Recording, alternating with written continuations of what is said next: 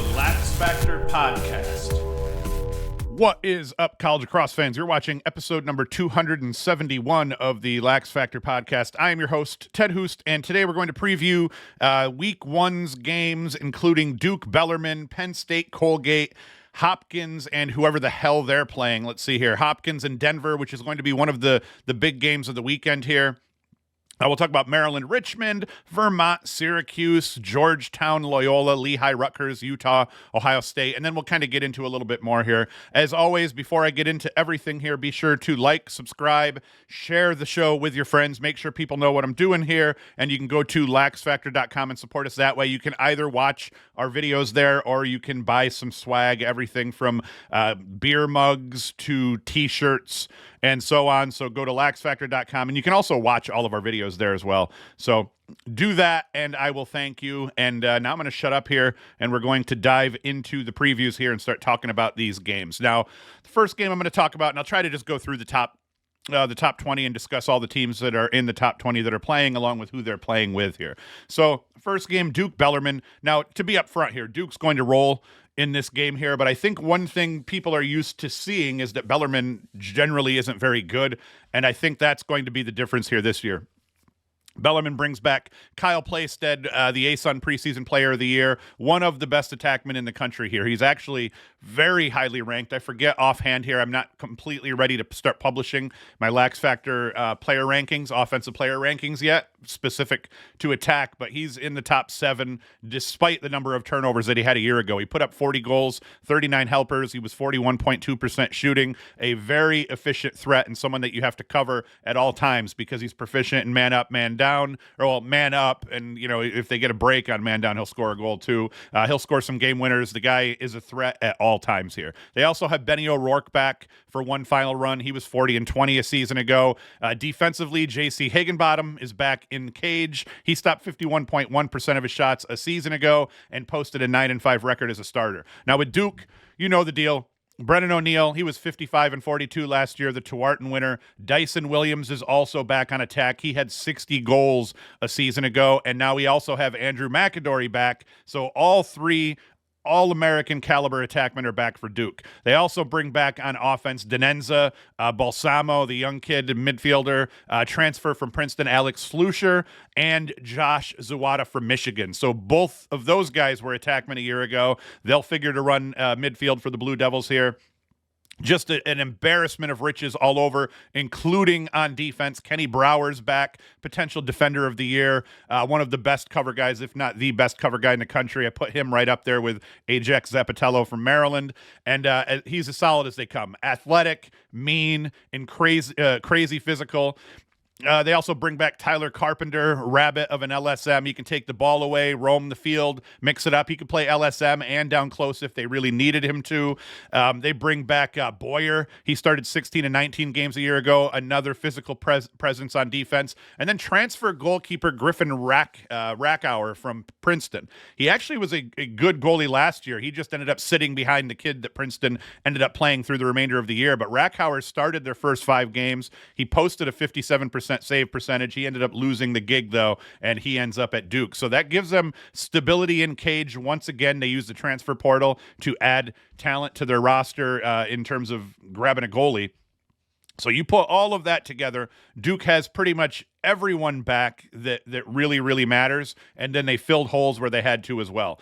So I don't think this game's going to be close, but I do expect Bellarmine to put up a solid show, and I like them to maybe even get up to 8 to 10 goals in this game here overall. But the problem's going to be, even with their 8 to 10 goal output, they're going to have a very difficult time keeping Duke under 20. So I'm taking Duke at minus 11. I think that Duke's going to be able to win this game by 12, 13, maybe even 14 goals when all is said and done. And that sounds crazy because I'll still say that I think Bellarmine will put up a respectable fight, but they're going to slow burn this. Duke will, I think, to a big win. Now, the problem with Duke is sometimes they don't try to beat the pants off teams, and they will maybe sub early and often, especially in these early tune-up games. So that could play into this. I'm still taking Duke as an 11-goal favorite because I think they're going to cover this overall. So that's the Duke game. Let's move on. We're going to talk about Penn State and Colgate here. And Penn State, they have some questions to answer offensively. They lose Jack Trainer. He was kind of tied to the DNA of this program. And you're going to see that a lot. A lot of teams have lost guys that have been there for seemingly forever, and Trainer's one of them. The Nittany Lions were number 3 in the country in defensive efficiency last season. Now, that was a huge reason they made the run that they did, and offensively, I think they had some guys that played a little bit better than they thought they were going to. The midfielder there from Binghamton comes to mind. And with some of the turnover from a year ago, I just don't see them being able to sustain that high of defensive play. Frassian back in cage, that's certainly going to help. But that number 4 ranking in terms of defensive efficiency, I think or the number 4 ranking that I gave them even, I believe that was where I put Penn State on my vote for the poll. I think that's a little high. I think that we're going to see Penn State not fall off in terms of the general landscape, but I do feel like Maryland is a little bit better this year than a year ago. So I think we might see Maryland frog jump Penn State a little bit. Hopkins, I think, is probably a little bit better than Penn State this year. So while I do not want to count them out, I do think their number 4 ranking's a little high. I figure they'll probably hang in the top 10 somewhere between 10 and 6 overall. In this game, they're going to win. I don't feel great about the margin here. Vegas has Penn State at 9.5 goal favorites. I don't feel good about them winning the game by 10 goals, but I feel like a 15-4 score is very reasonable and possible. I think it's realistic. So I'm going to take Penn State as 9.5 goal favorites. I don't think they're going to give up more than like 6 or 7 goals to Colgate, and I don't think Colgate's going to be able to keep Penn State under 18 on the day. I think Penn State, and especially because I think Penn State has some work to do offensively, so I think they're going to get that work in before they get into some of their tougher opponents here. So I'm taking Penn State at 9.5. We have Hopkins and Denver next. That's number 13, Denver against number 5, Hopkins. This one should go down as one of the better games of the weekend, or it looks like it will on paper, but I have a small feelings that Hopkins could get ahead in this and win by more than 7 goals. As I said last week, Hopkins, they get their top 11 scorers back from a season ago. They return the core of their defense. They bring in transfer Chase Erlin in hopes that he can add some much-needed stability with a little side of leadership for that defense here. Now, Denver, they're going to be dealing with figuring things out as well. They got a new head coach, new coordinators, potentially some new systems, although I think system-wise the continuity will probably be there for them. And on top of it, they bring back the bulk of their offensive scoring power. I just don't think that their top 11 scorers, which they actually bring back as well, is equal to what Hopkins brings back. And I like Hopkins' defense a little bit better. I like Erlin and Cage a little bit better. So across the board, for the most part, I like Hopkins better. Now, J.J. Silstrop, he's back. He was 36-5 a year ago. He'll anchor that attack with Noah Manning, 22-15. Michael Lampert, 19-18. Richie Connell is back, 16-18 a year ago. So they do have a lot of really solid pieces here. I just think that Hopkins has more solid pieces. Now, defensively for Denver, Jack DiBenedetto is back, 14 caused turnovers. AJ Mercurio back, 7 caused turnovers, 3 goals. Jimmy Freehill, 9 caused turnovers. So, I mean, they have the core of their defense back as well. What I don't like about Denver is they have issues in cage. So whatever Alex Stathakis can give them at the faceoff dot in terms of wins. He won 60.1% of his faceoffs last year. Put up 3 goals and a dish also. I think whatever he gains them in this game, and Hopkins, they're not formidable, but proficient at the dot. I think Stathakis will win the Lions' share of the draws, somewhere to the tune of maybe 60% of the draws on the day. I just think that the lack of consistency that Denver's had in cage could come back to haunt them.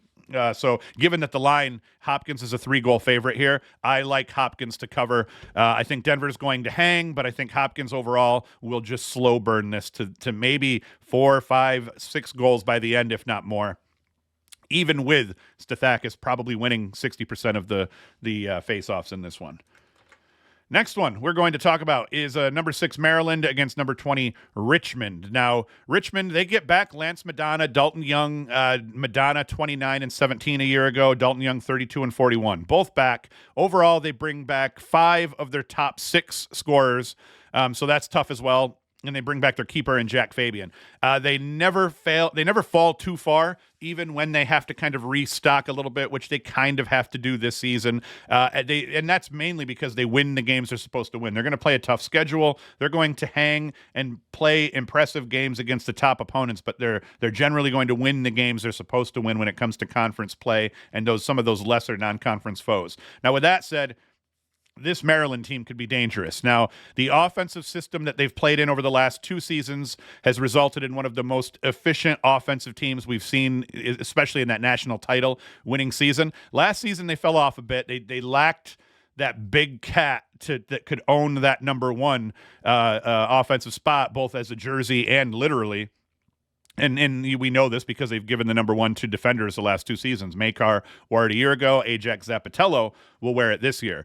But despite that, their offensive they've actually overachieved. The national championship winning season, one of the best offensive showings we've ever seen without a true number one Dodger that could be a threat and make things happen offensively. They just made shit happen as an entire team. I think this year we have Eric Maliver back from injury. We know Braden Erksa now can run all over defenders, and he can be that number one dodging threat. Logan McNaney back in cage for the Terps. And despite losing both John Gepper and Brett Makar on the defensive side, I love Ajax Zapatello and what they're doing down low and getting McNaney back and that leadership and that kind of injection of just having your starter back. A national championship winning goalie goes down at the beginning of last season and never gets to play. Having him back, I think, is going to be a big boost to that defense. And this one, I'm taking Maryland as the 6-point favorite, despite the fact I like Richmond. I think Richmond has a very good chance of winning their conference tournament again and getting back into the tournament, but I like Maryland better. I think they handle their business. I think they win this game by a margin. So, that's all that I have to say about that. And I think that Maryland will end up in the top 5 by the end of the year. I think Maryland has put it back together again, and you're going to see them have a really good season this year. Next one we are going to talk about is Syracuse and Vermont. Now, this game was close a season ago, 7-5 in favor of Cuse at the Dome. I wish I could have said that the reason Syracuse struggled last year was because of faceoffs, but in reality, Tommy Burke, he won 56% of his draws in this one. So Richie USA, he goes for 44%. That's actually a pretty solid outing for Richie USA compared to what he did the remainder of the season. Now, the issue on this day, when they went 7-5 with Vermont, was Spallina. I think he went like 0 for 13 shooting or something like that in this game. Overall, Syracuse just played really poorly. The Catamounts goalkeeper, Matt Schaefer, who is now gone, he stopped 70% of the shots he faced for the Catamounts. Now, thank God for Will Mark last year, because he stopped 72% of the shots he faced for Syracuse. If Will Mark doesn't stand on his head, Cuse loses this game last year to Vermont. That didn't happen, though. Schaefer was really good, just not quite as good as Mark was. Syracuse won the game. Schaefer's gone. I think the Syracuse offense is much better than a season ago. Midfield-wise, they can go for days. Attack is going to be very formidable. Defensively, they're improved. At the dot, they're improved. So I think Syracuse is going to roll in this one. I will be in attendance at this game. 6-goal favorite, Syracuse is. I'm taking them as the 6-goal favorite. I think that they're going to win by a margin of 8 or more goals, and it could even be a bloodbath. We shall see how that goes. Next one we are going to talk about here is number 12, Georgetown against Loyola. Now, I'm surprised they have the Hoyas as a 4-goal favorite in this one. Loyola, always a formidable team. Georgetown lost a ton of offensive talent. Now, they do bring back Bundy Jr., Haley. They bring in a couple of transfers. Who is it? Is it Slusher, or I forget which Princeton player they brought in here, but still, they have a ton of offensive talent that they lost. They lose their goalkeeper, so they're starting a freshman in net. They have a ton of things to figure out on both sides of the field. Loyola is a 4-goal underdog. I'm taking Loyola as the four-goal underdog. I think they're going to win, or I think they're going to lose this game. I think Georgetown does squeak out a win, but I think this comes right down to the wire, and I think that Loyola is going to cover the spread, despite the fact I believe that they'll probably lose this game. But once again, this is another one. Upset alert here. We got a ranked team against an unranked team, and Loyola is going to be hungry. Loyola is at home. Loyola hates fellow dog mascotted team Georgetown. So I think Loyola is going to cover. I think they'll lose, but I would not be surprised to see Loyola pull off a win in this game, even though I think that it'll go to Georgetown ever so slightly. The next one we are going to talk about is Lehigh and Rutgers. Lehigh at Rutgers. Rutgers coming in at number 15. Now, Rutgers brings back everyone on offense from a season ago except for Brian Cameron. So offensively, they're going to be fine. Defensively, 3 new starters. The issue for Lehigh is that even though Rutgers may be a bit down compared to previous years, they too are dealing with the loss of some serious talent at the both attack, at faceoff dot, you name it. They're hurting overall. Actually, are they losing? Did Sisselberger? I think Sisselberger is gone, right? Sisselberger.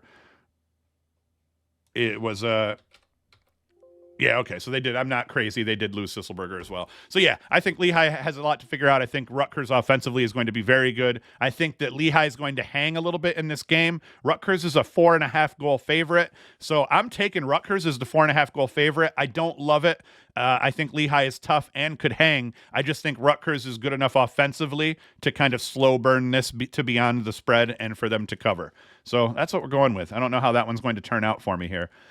Next one is Utah and Ohio State. Now, this could be a sneaky game for Ohio State. This is kind of my upset alert here because when you look at the rosters, Ohio State loses their entire identity from a season ago or from the last 4 seasons. Jack Myers has been the man for the Buckeyes for a while offensively.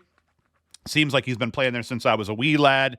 Utah brings back everyone on the offensive side of the ball. Ryan Steins, he could be the real deal offensively for Utah. Defensively, they get their goalie back. They get their starting poles back. So overall, Utah has a very good squad. They made the tournament a season ago. And this season, hey, you know, it'll be interesting to see what they can do because I think that they could actually improve upon what they did a season ago. My only caveat for Utah, and it's specific to this game, is that even though I think that Utah could pull an upset on Ohio State, the reason I don't think they will, and the reason I think that Ohio State's still going to cover as a 2.5 goal favorite is at the faceoff dot. Tommy Burke comes into Ohio State from Vermont, so Ohio State ends up with an All-American level faceoff guy, and Utah has nobody to answer that call, I don't think, against Burke. So I think that Utah's going to put up a valiant effort, but their face-off woes are going to hurt them, and Ohio State's going to cover that 2.5 point spread. I don't feel great about it because we see a lot of times teams can overcome face-off woes and still just play well as if the face-off didn't even happen. So I wouldn't be surprised to see this one go right down to the wire, but I do like Ohio State mostly because of Tommy Burke and their defense. That's terrible for me to not throw out also that they do return some really solid defenders as well on the Ohio State side. It's just I think Tommy Burke is going to be the X factor in this one. Now, if we kind of start to go through and we look at the rest of the games that I didn't talk about, we have High Point and Mercer kicking everything off at 11 a.m. Saturday. I already talked about Duke Bellarmine. I like High Point over Mercer. High Point looked really good in the fall. They looked really good so far from what I've heard in the spring. So I think High Point's going to wax Mercer. VMI Cleveland State, flip a coin on that one. I'm going with VMI. I don't know why, home team. We talked about, and then Navy, Mount St. Mary's. Obviously, I'm going with Navy in this one, but the Mount has been tough, and they're pesky, and they are a rival. I'm going with Navy, but the Mount could play tough. We have Merrimack and Bucknell. I'm taking Bucknell in that bad boy. Hofstra and Wagner. We're going with Hofstra. St. John's, New Jersey Tech. St. John's, Air Force, Marquette. I'm going with Marquette. I think Marquette could actually have put a really good season together here. And then we have Sunday's games that I didn't talk about. Mercer and Hampton. We'll go with Mercer on that one. Sacred Heart, Stony Brook. I'm definitely taking Stony Brook. I think Stony Brook could potentially have a very good team again. And I'm going to go with Providence over Holy Cross. And then Syracuse has a quick turnaround. I'll talk about this one Sunday here, but they play Colgate on Monday. They're going to wax Colgate. Syracuse should be 3-0 heading into the Maryland game the following weekend. So I'll be at the Vermont game this Saturday. I will be at the Maryland game on, what is that, the 17th to the 18th in a couple of weekends. Thanks to Alex Weisner giving me his season tickets here for the Vermont game. So I actually didn't realize that he was giving them away for free. So when I hit him up saying, hey, I'd take those tickets, I was expecting to pay for them, but to pay about $20 to $25 less than I would have had to pay if I bought him from Ticketmaster and then had to pay for parking. I figured he's got season tickets, he's got a parking pass. I assumed I was going to end up paying about $100 all in for it compared to maybe 125. So I was like thinking, hey, that'll be a good deal. I'll take that. And then it turns out he was giving them away to whoever, and I was the lucky guy to get them. So thank you to him for that. And that's it, guys. It's a Thursday morning here. I am tempted at times to maybe stream this Thursday evenings so that I don't have to like cut it up and all that crap in the morning. It's easy to just hop on here, talk about it, and be done with it. So like I said, though, this Saturday, first weekend of games here, I am going to stream Sunday's show. So Sunday's recap of the weekend's games, I'm going to stream that live at 10 a.m. on Sunday morning. So be sure to hit YouTube up. I'll actually probably stream it to both Twitter and YouTube at the same time. And then down the road, as I'm able to stream to other platforms, I'll work that into the rotation. But yeah, I'm going to start. I believe I'm going to live stream that Sunday show through the whole season. We'll see how it goes here early on. But I might even do that with this show here. We were messing around with Saturday morning live stream, so I might do that Saturday morning. Or I may just hop on and join Chris Jazarowski's, however the hell you pronounce his last name. I may just join his Twitter. He does a Twitter live every Saturday morning, and a bunch of lacrosse talking heads and randos hop on and discuss it. So I haven't decided yet if I'm going to do my own thing come Saturday morning or if I'm just going to join his and start sipping on beers early. Actually, I won't be sipping on beers this Saturday, because I got to go to the Dome for a 4:00 game. It's going to ruin my whole flow here. So that's it, guys. I just wanted to talk about the games that we have playing here. Other things that I will be doing soon will include, I'm putting out the attack ranking system, and as soon as I get that put up and we start tabulating data for the top 20 attackmen, I'm going to change those numbers a little bit to account for midfielders, and I'm going to put midfielder ratings up. Defensive ratings, I'm just not going to be able to do, I've decided. The problem's going to become just we don't have enough stats that they keep for defenders in the sport of lacrosse to make it really meaningful. So it would all have to be weighted with a little bit of stupid judgment. And my attack rankings, there is zero judgment played into it. It is formulas that I've put together to cover a couple of different aspects of the game. And the whole goal, before I get into it and tell you guys all what the rankings are, the goal of this isn't to say, hey, this is the rank order in terms of who's the best attackman and then go down from there. The goal really is to rank them in terms of, if you're playing this team, how much do you have to pay attention to this attackman in all facets of the game? So the formulas end up considering things like points per game. Obviously, it considers shooting percentage compared to on-goal percentage, with the idea being the wider the gulf between your shooting percentage and your on-goal percentage, that should be a knock on your score to a degree compared to guys who have a solid shooting percentage as well as a lower on-goal percentage. The idea being the more shots you put on cage that you don't score, those are going down as saves and the ball's going back the other way. So that factors into it. I also factor how many man-up goals do you score, how many game winners do you score, because some attackmen are threats in a 6-on-6 situation, but not so much in a man-up situation, whereas other attackmen are big time in terms of like having the rock at the end of the game and they score game-winning goals. So I kind of weigh those appropriately to what I think they should be. The idea, and then riding, how many turnovers did you force compared to how often did you turn the ball over, how many GBs did you pick up? I try to rank all of those things so that you're covering kind of their hustle score is what I come up with. That covers kind of the riding game. The hustle score covers the riding game, how often do they turn the ball over, and how many GBs do they pick up. So they get a ranking for that, a score for that. Then they get the threat score, which is at what points are you a threat offensively? Are you a threat offensively all the time, or are you only a threat offensively in 6-on-6 sets? How many man-up goals do you score? How many game winners have you scored? So I take, and then we have shooting efficiency score. So those three go into what we're calling the LaxFactor score for that player. And that's the idea. You're going to look at the list when it first comes out, and you're going to be like, why is Kyle Playstead ranked ahead of Pat Kavanaugh? The reason being, Kyle Playstead has less help offensively compared to Kavanaugh. Kyle Playstead has a much higher shooting percentage compared to Pat Kavanaugh, with a lower on-goal percentage than Pat Kavanaugh. So, it's not trying to say, for instance, that Kyle Playstead is better than Pat Cavanaugh. What it's trying to say is that in the context of a game, if you are playing Bellarmine, you have to account for Kyle Playstead. Otherwise, he's going to put points up on you and make the game a little bit closer than it should be. So it's not a perfect metric, just like anything computer-wise, any computer rankings that take judgment out of it. I say they take judgment out of it.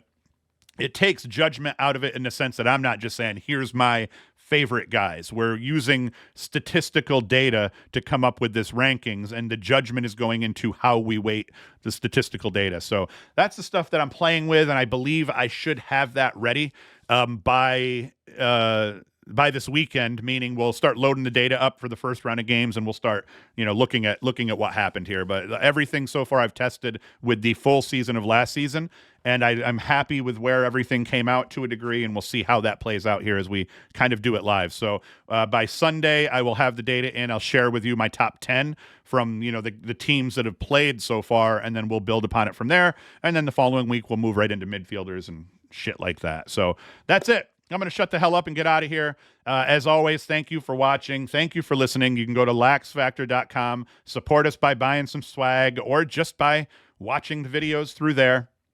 Share the crap out of the podcast with everybody.